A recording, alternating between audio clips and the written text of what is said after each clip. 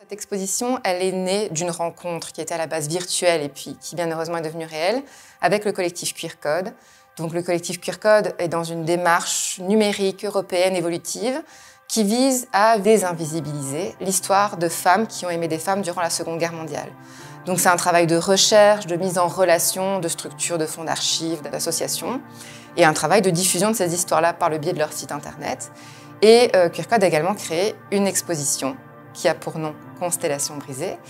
qui de base comprend une série de panneaux qui met en lumière l'histoire de femmes qui ont pour point commun, en plus d'avoir aimé des femmes, d'avoir été déportées à Ravensbrück, donc camp nazi pour femmes pendant la Seconde Guerre mondiale. On a augmenté l'exposition de base de 4 portraits et on a aussi souhaité mettre en lumière des thèmes universels et intemporels qu'on retrouve dans les parcours de ces femmes et qui traversent le temps et l'espace. Le sous-titre ce soit « Femmes qui ont aimé des femmes » et pas par exemple « Femmes lesbiennes » ou autres, est lié au fait que toutes ces femmes à l'époque ne se sont pas définies comme lesbiennes.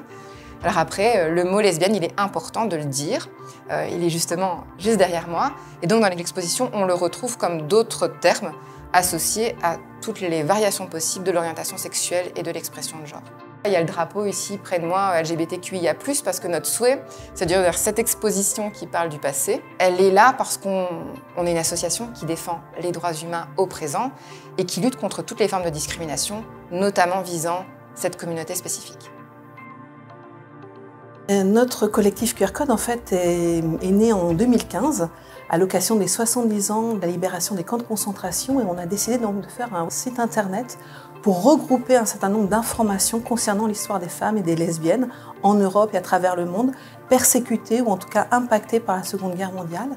Et ensuite, on a mis en place différentes médiations numériques, notamment des cartographies numériques. Et à partir de là, on a voulu rendre visible cette matière numérique en la rematérialisant par une exposition, Constellation brisée, qui devait être présentée à Ravensbrück en 2020 pour les 75 ans de la libération des camps de concentration.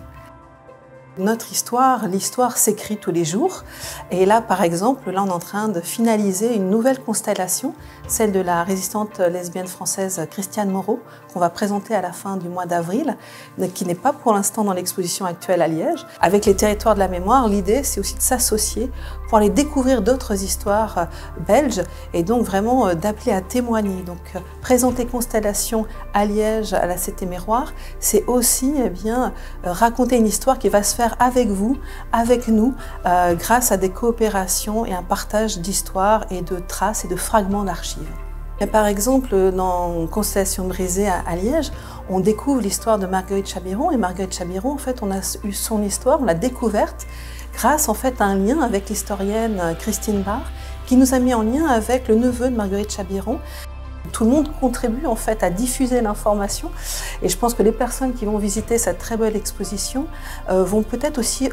regarder leur histoire familiale autrement ou aussi l'histoire autour d'elles et d'eux et vont permettre justement peut-être de nous orienter, de nous aiguiller vers telle femme résistante, telle femme qui a aidé. Grâce à cette constellation brisée, je me retrouve avec une histoire et nous nous retrouvons avec une histoire collective qui est très riche, d'une très grande diversité, autant de femmes juives que de femmes communistes, que de femmes athées, que de femmes bisexuelles, que de femmes transgenres, une immense diversité.